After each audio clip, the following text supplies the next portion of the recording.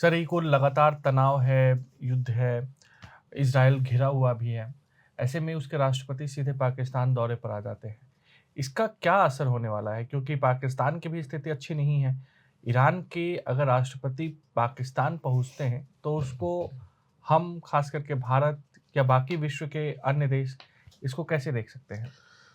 अंकित देखिए बिल्कुल सही आपने देखिए बैकग्राउंड अगर आप हुँ, हम देखें तो बैकग्राउंड मीन्स कि देखिए 22 और 24 कल ही गए हैं वापस, हुँ, हुँ, 3 दिन के दौरे पर आए। एक तरह से मैं तो कहूँगा अचानक ही दौरा ये था। जो कहा यह गया कि बायलैटरल टाइज के बारे में हुँ, ये कुछ कैबिनेट मिनिस्टर्स इनके आए थे, एक हुँ, बड़ा बिजनेस डेलीगेशन भी आया था। और उसके बाद ये मिले किससे, president, prime minister, army chief और हुँ, उसके बाद क्या लाहौर और कराची भी ये गए हैं। और पिछले 8 सालों में 2016 के बाद ये पहले ईरान के राष्ट्रपति हैं जो पाकिस्तान में आए हैं। हुँ, 8 हुँ, साल तक और कोई नहीं आया था इसमें। और थोड़ा बैकग्राउंड की जो हम बात कर रहे हैं, देखिए हुआ क्या था 16 जनवरी को पहले ही इनके बीच में मनमुटाव था हुँ। मिलिटेंट्स को लेकर के। हाँ, वो हम लोग लगातार बात भी कर रहे बिल थे। हमने काफ़ी एक्सप्लेन किया था इनके बारे में पूरी बैकग्राउंड बता कर के। तो 16 जनवरी को इसने मिसाइल्स दागी थी ईरान ने पाकिस्तान के अंदर, हुँ, और बलूचिस्तान का जो एरिया था उसमें। और उसके बाद 18 तारीख को पाकिस्तान ने इनके यहाँ दागी थी मिसाइलें, जिसमें इन्होंने कहा कि बलूच मिलिटेंट्स को टारगेट कर रहे हैं। तो ये चीज़ें इनके यहाँ हुई थी। इसी बीच में अगर आपको याद होगा, चीन के फॉरेन मिनिस्टर पाकिस्तान भी गए थे और ईरान से इन लोगों को बोला था आपस में बात करने के लिए कि ये चीज़ आगे नहीं बढ़े। तनाव तो ख़ैर हो ही गया था, बट इन्होंने भी बाद में बोला था कि हाँ, एक दूसरे को जो है हम एक साथ कॉर्डियल रिलेशंस बना के रहना चाहते हैं। लेकिन जब इतनी चीज़ हो जाती है तो कॉर्डियलिटी तो कहीं हुँ, न कहीं गायब ही रहती है, इतनी जल्दी तो होती नहीं है। अब ईरान की दूसरी है कि ईरान पाकिस्तान तो बड़े छोटे स्केल पर हुआ था, उधर ईरान और इज़राइल के बीच में भी काफ़ी हुँ, कुछ हो गया है। ईरान पर सैंक्शंस लगे हुए हैं। हुँ, लेकिन ईरान के साथ रूस और चीन भी है, चीन का पाकिस्तान से भी संबंध है, ईरान के साथ भी उसका संबंध है। मिडिल ईस्ट में अगर आप बात करें इंक्लूडिंग टर्की, तो वहाँ अरब देशों की, अरब वर्ल्ड की लीडरशिप की भी काफ़ी वहाँ जोर आजमाइश होती रहती है। United Arab emirate, Saudi Arabia, Turkey और ईरान, यही 4 हैं जो इस गेम में रहते हैं। तो ये जो है अभी जो जिस तरह से आए हैं, अ, जो कहा यह जा रहा है कि संबंध सुधारने, मुझे नहीं लगता कि सिर्फ संबंध सुधारने की बात थी। हालाँकि प्रेसिडेंट का आना बड़ी बहुत नॉर्मल चीज़ नहीं है। इकोनॉमिक टाइज़ और बाकी की जो बात कर रहे हैं और मिलिट्री या सिक्योरिटी की भी बात आई हुँ, है। तो मैं उस एंगल पर ज़्यादा क मुझे लगता है कि ज़ोर है। सिक्योरिटी और मिलिट्री वाले जो हुँ, एंगल है उसके ऊपर। क्योंकि इनको भी पता है, देखिए पाकिस्तान की खुद की अंदरूनी हालत जो है कितनी बुरी है। पाकिस्तान की इकोनॉमी कितना बुरा हाल है, लोगों के पास खाने-पीने की चीज़ें नहीं हैं, लोन लिए जा रहा है उसको, और उसको अपनी जो है ज़रूरतें पूरी नहीं कर पा रहा है। तो ये जो है अ, भारत और अफ़गानिस्तान के साथ देखिए क्या हालात हो रखे हैं, ईरान के साथ ही क्या थे। तो हुँ, नेचुरली पाकिस्तान को भी लगा कि ठीक है, चलिए संबंध किसी एक के साथ तो हुँ, ठीक रहें कि ये हालत नहीं हो। तो ये हुआ, लेकिन ना ईरान को भी देखिए इकोनॉमिक प्रॉब्लम तो है, इन्फ्लेशन 40% के आसपास अगर घूम रहा है, 35 से 40% के बीच में, और उसका ऑयल, तेल के खरीदार नहीं मिल रहे हैं। तो एक ऑयल पाइपलाइन जो काफ़ी सालों से इनके बीच में चलनी थी, वो भी प्रोग्रेस नहीं कर पाई है बॉर्डर एरिया में। ये जो बातचीत इन्होंने की है ऑयल पर, इकोनॉमी पर, एनर्जी पर भी बातचीत की है। एनर्जी में हुँ, बेसिकली देखिए अभी भी जो बॉर्डर एरियाज हैं ईरान और पाकिस्तान का बलूचिस्तान और बाकी एरियाज में बिजली की सप्लाई अभी भी ईरान से ही आती है। हुँ, ये चीज़ें हैं, इन्होंने कुछ मार्केट्स और वहाँ बॉर्डर एरियाज में करने के लिए की हैं कि वो बहुत नेग्लेक्टेड एरियाज हैं दोनों तरफ से। तो वही एक चीज़ इनकी आई होगी वहाँ पर बात करने के लिए। और ईरान ने ऑलरेडी बोला है कि भई हम डिप्लोमेसी से बात करें और आगे बढ़ें। हुँ, तो इन्होंने ये किया तो है, 8 बायलैटरल एग्रीमेंट, 8 एग्रीमेंट इन्होंने साइन किया है वहाँ पर, जिसमें एक स्पेशल इकोनॉमिक ज़ोन का भी एग्रीमेंट है, cooperation in veterinary animal health, judicial support in civil cases और सिक्योरिटी मैटर्स लिखा हुआ है। कि सिक्योरिटी मैटर्स में भी इन्होंने बातचीत की है। तो ये थोड़ा सोचने वाली चीज़ें हैं कि ये सिक्योरिटी जाती कहाँ है, किस चीज़ की सिक्योरिटी है, क्योंकि देखिए नॉर्मली कोई प्रेसिडेंट आता है तो आर्मी चीफ से नहीं नहीं मिलता, मिलता है, बट इनको पता है कि पाकिस्तान का पावर तो आर्मी चीफ के आर्मी पास है। चीफ में है, और वो चाहे न्यूक्लियर पावर की हम बात करें या मिसाइल पावर, वो तो आर्मी के पास है। तो उसके लिए बहुत ज़रूरी था इनको कि ईरान उनसे बात करता कि कैसे, क्योंकि जो हालत अभी हो रखी है ईरान की अपने जगह पर, मतलब अरब वर्ल्ड में इजराइल से या अमेरिका की वजह से, तो वो जल्दी से जल्दी फिराक में है कि न्यूक्लियर टेक्नोलॉजी हासिल कर ले। और ब्लैक मार्केटिंग न्यूक्लियर टेक्नोलॉजी की आप जानते हैं कि पाकिस्तान में होती रही है और अभी भी है। यूरेनियम ऑलरेडी ईरान के पास है, जबकि यूरेनियम की माइंस उसके पास नहीं है, लेकिन आया है, उसके पास है।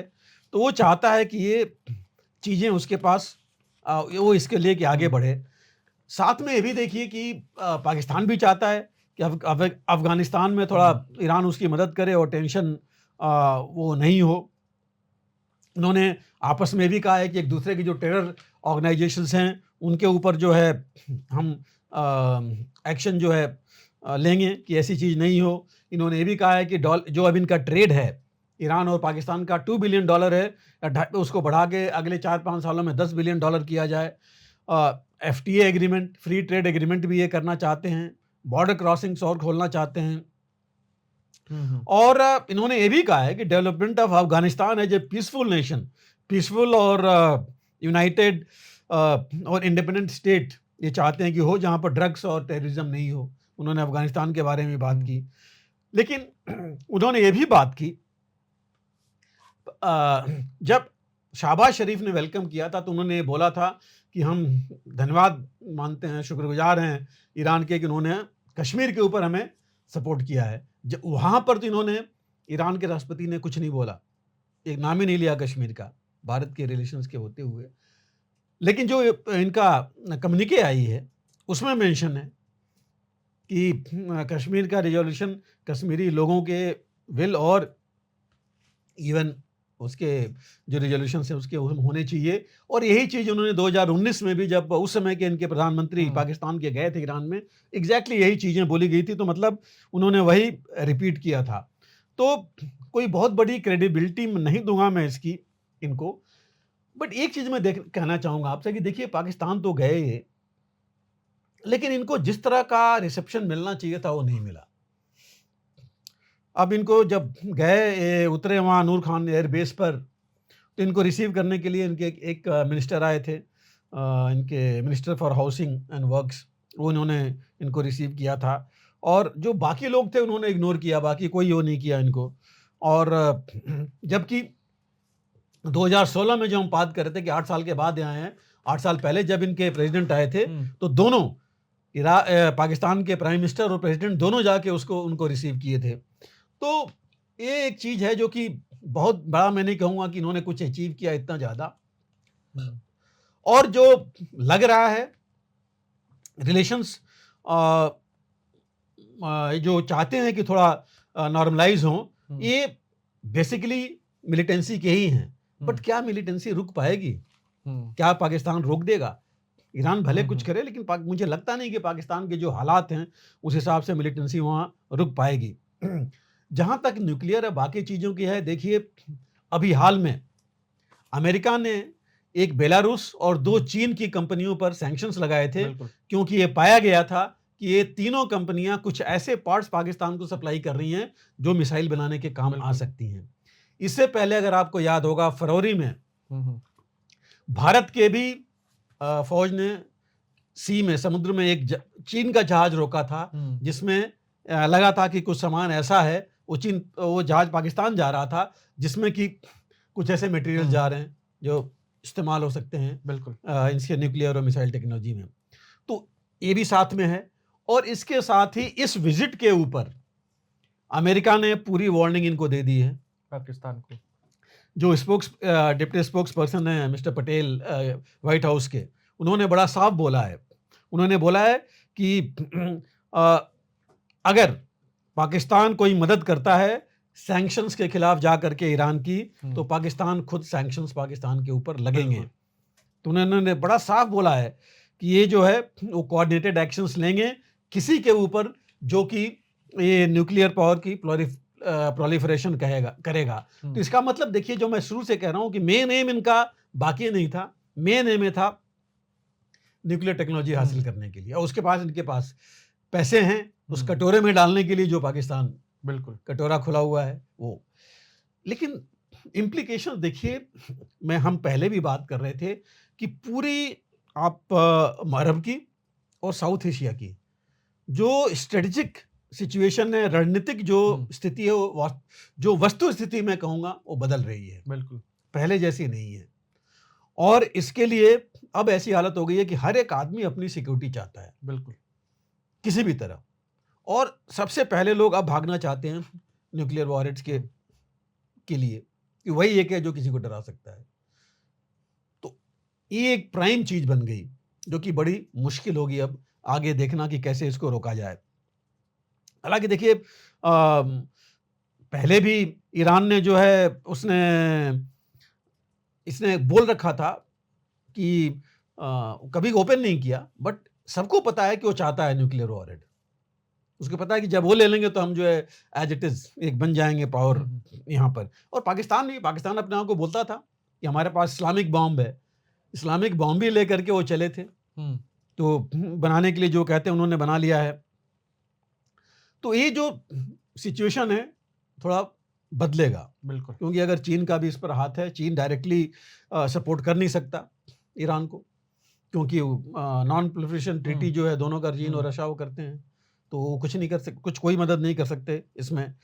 तो ये पाकिस्तान और ईरान जो है और नज़दीक आने का एक मुख्य मकसद जो मुझे लग रहा है वो एक है न्यूक्लियर है। और पाकिस्तान पैसे चाहता है, इन्वेस्टमेंट चाहता है, बट भारत के ऊपर भी कुछ इसका फर्क पड़ेगा। भारत का संबंध देखिए ईरान से बहुत अच्छा था, है रादर मैं अच्छा था क्या है आते जाते, और कई चीजें इनसे होती रही हैं। लेकिन क्या ये इक्वेशन जो है वो बदल रहा है? कि जिस तरह पाकिस्तान की विजिट है, जिस तरह इन्होंने अपने फाइनल कम्युनिके में कश्मीर का नाम लिया जो पहले नहीं करते थे, तो वो एक बदलाव सा लग रहा है कि एक बदलाव यहाँ हो सकता है। चाबहार का देखिए वो प्रोजेक्ट टेक ऑफ नहीं हो रहा है। पिछली बार जब हमारे विदेश मंत्री गए थे ईरान में, वहाँ ईरान ने रेज किया था कि कंपनसेशन मिलना चाहिए, क्योंकि चाबहार देखिए भारत के लिए बहुत इंपॉर्टेंट है, अफगानिस्तान तक लिंक के लिए, अफगानिस्तान के लिए भी बहुत इंपॉर्टेंट है, चीन की भी नज़र वहाँ पर है, और नेचुरली चीन पैसे दे रहा होगा तभी ईरान कंपनसेशन और की मांग कर रहा है। तो ये एक एंगल और आ रहा है वहाँ पर कि जो चीज़ नहीं बढ़ पा रही है। और पाकिस्तान ईरान चीन के भी नज़दीक हैं, और चीन और भारत में जो है हम जानते हैं। तो ये एक चीज़ हमको नज़र में रखनी पड़ेगी। दूसरी बात मुझे लग रहा है, देखिए ईरान को थोड़ी सी मन में जरूर खटक होगी कि भारत ने जब सैंक्शंस लगे ईरान पर, भारत ने तेल लेना बंद कर दिया, बहुत कम कर दिया, बंद कर दिया। और जहाँ तक रूस पर भी लगे, लेकिन रूस से इंपोर्ट कर रहा है। भारत अमेरिका के साथ आ रहा है, क्लोजर जो ईरान का कहना है, तो वो भी एक चीज खटक रही है ईरान को। तो हो सकता है कि इसकी वजह से कुछ फर्क पड़े रिलेशंस में, जिसको भारत को लगातार नजर रखनी पड़ेगी और इंश्योर करना पड़ेगा कि इसका इफेक्ट नहीं हो इस पर, और इस इफेक्ट का फायदा पाकिस्तान ना उठाए। बिल्कुल। तो ये था आज का हमारा खास कार्यक्रम शौर्य पथ। अगले सप्ताह फिर आपसे इसी कार्यक्रम में मुलाकात होगी। तब तक मुझे यानी अंकित सिंह और ब्रिगेडियर DS त्रिपाठी सर को दीजिए इजाजत। नमस्कार। अगर आप भी लेना चाहते हैं देश दुनिया की तमाम जानकारी, तो आज ही सब्सक्राइब करें हमारे चैनल को। साथ ही नीचे दिए बेल आइकन को जरूर दबाएं ताकि हर अपडेट आप तक पहुंच सके।